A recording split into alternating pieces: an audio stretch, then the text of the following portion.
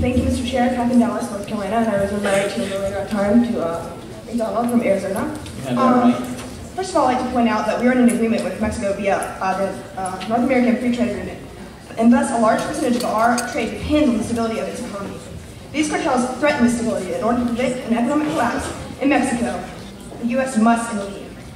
For those of you concerned that this would be a waste of money, may I remind you that the author stated that this is merely a redistribution of funds that are already existing for Operation Marina. The war on drugs is not just a problem because Mexico is our neighbor to the south. It clearly is a problem for the U.S. domestically. As the author stated, countless of the U.S. dangerous drugs are being smuggled across the border daily. Not only that, but they are being smuggled by individuals who are members of gangs, who have guns, knives, and other weapons, and who will use violence to get their way. Yield the right time to the delegate. The gentlelady yields 1 minute and 10 seconds. Thank you, Mr. Chair, and thank you, my fellow delegate. I'd like to bring up a few points. For starters, according to the Fund for Peace in 2009, Mexico is a yellow-coded state, meaning that they're on the border between an unstable state and a failed state, and they will become a failed state if we don't act now. First reason we should intervene is oil interests. The U.S. imports a very large amount of oil from Mexico, largely because it's cheaper, because it doesn't have to go as far as like in the Middle East. So if this is compromised, the U.S. is in big trouble. Second is illegal immigration. If there isn't total chaos in Mexico, we're likely not going to have as many illegal immigrants trying to escape that chaos by coming into the U.S. This is the start of a comprehensive immigration program. Third is illicit activities. I live in Phoenix. A friend of mine lives in Tucson. Phoenix is the #2 kidnapping capital in the world. #1 is Mexico City. And guns and drugs come into Tucson on a weekly basis. It's destroying the community in Arizona, and people are dying. Action must be taken. Previous delegates brought up that the Mexican Parliament hasn't acted on this. The Mexican Parliament does not possess assault weapons. The United States military does. This is why we're using hard power instead of the diplomacy that's now failed.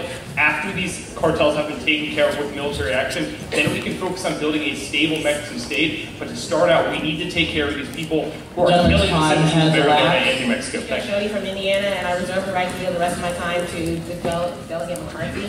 You have that right. I just want to make a point that I think y'all should know. I strongly oppose this proposal because it puts our military personnel in precarious situations that are inferior and insignificant. When has anyone or anything ever impacted the war on drugs? People love drugs and will go through any means to get to them.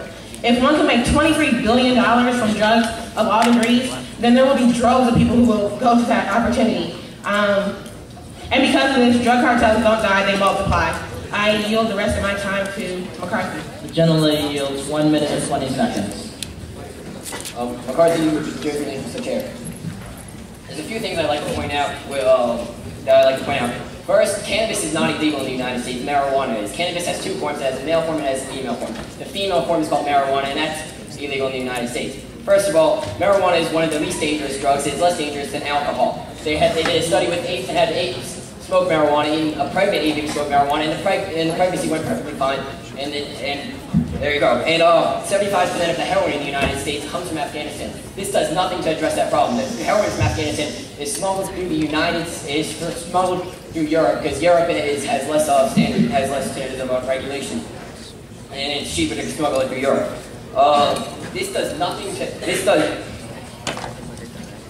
and furthermore, a previous delegate stated that marijuana has killed people. Marijuana has not killed anybody has not been a result of it, has not reported any deaths in the United States. This does nothing to address the harder drugs. This does nothing to address the harder drugs. Marijuana is not dangerous. 90% of the drugs that come from Mexico is made up of marijuana. None of the other drugs, the majority of the other drugs come from the Middle East. And this does nothing to address that problem. This is only increasing addiction in the United States. The gentleman's time has elapsed. The Merida Initiative, but we haven't sent any troops. While Mexico's budget for their military may be very high, the continual increase in violence in Mexico has shown that the Mexican army itself is incapable of handling the situation on their own. So while they may have many resources, they're missing one key resource: American troops. One speaker questioned as to whether we lived in border states, and while I see how that may be a valid question, I'd like to reiterate that the drug cartels have spread to over 200 American cities. This problem is not only in states like New Mexico, Texas, California. It's in Maryland, it's in New York, it's in New Jersey, it's in Washington, it's all throughout the Midwest. This problem is not just for border states, it's for everyone. In addition, to answer someone else's question, the U.S. has 848,000 troops in reserve right now. The war on drugs so far has reduced marijuana use by 50%. And even though an author stated that marijuana may be harmless. The people who are selling marijuana are not. They're the ones with the weapons. They're the ones that are kidnapping, murdering, money laundering, and hurting American civilians. The war on drugs has been going on for 30 years. Let's take a stance. Let's end it now. Thank you, Sir Chair. Fair to speak from the friendly state of Connecticut. All right. First of all, I want to say the following. Mexico is our neighbor, and we must work together as amigos to serve this power. Okay? Now, one delegate said that we don't live in, well, like, coastal states that border Mexico. That's true. I live in Connecticut. I'm all the way up north. But I'm at Kona, and I made friends from both California and Texas. And guess what? People in California and Texas are getting killed every single day because of these drug cartels. When is this going to stop? Until when are we going to sit back and watch our civilians, our people, our friends get attacked and killed by people who don't respect their values, don't respect themselves, and most importantly, don't respect their government? All right. Another delegate said that only the president has asked for help. Ladies and gentlemen, when a country wants help, they come to the President of the United States. They do not come to the majority of relatives of the government of Connecticut. When a president of Mexico comes to you and says, I want help, he represents his government, he represents Mexico. Now Mexico wants help. Are we going to deny them help? As I recall, we have to help thy neighbor, right? Right, thank you. Now Mexico's our neighbor. Mexico's our neighbor. How can they ask us for help, and how can they ask us for help, and how can we deny them this help? How long are we going to sit back and watch this happen? I mean, and I have one more point really to say.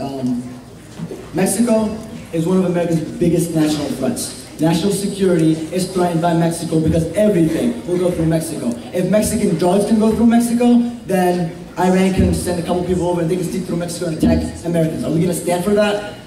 I don't like people attacking my people. It's simple as that. We are all Americans. I don't care what state you're from. I don't care where you're from. The second a country attacks one state, the entire United Nations must come behind that one state and take care of business. One more thing. Viva Operation Amigos.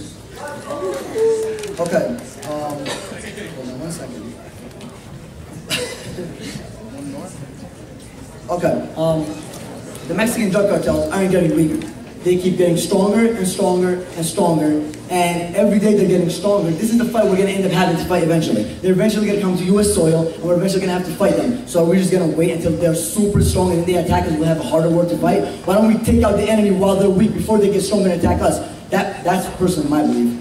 And this is not just about drugs, ladies and gentlemen. The gentleman's time has expired. Thank you, sir. The rover will seal the chamber.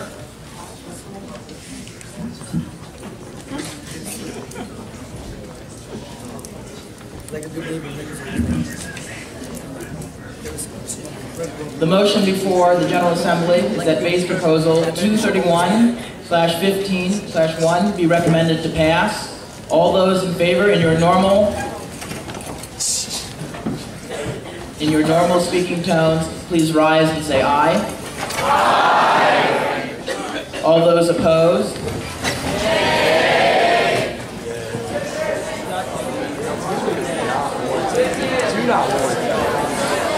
The General Assembly will come to order.